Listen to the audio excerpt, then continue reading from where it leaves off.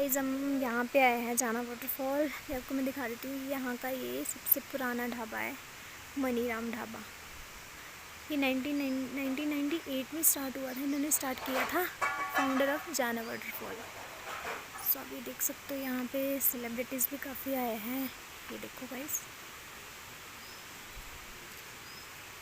ये देखिए यहाँ पे डोर बेल्स भी लगी हैं। मैं आपको थोड़ा जूम करके दिखा देती हूँ कि यहाँ पे इनका ही इंस्टाग्राम चैनल भी है। सिंस 1998 से स्टार्ट हुआ ये है गाइस, देखो,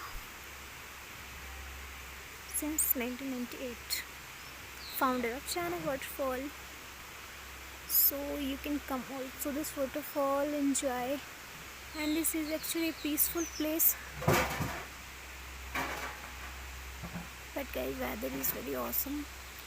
So when you come to this location, you may also visit to this dhaba, please guys. Please stay tuned with us for more videos. Bye bye.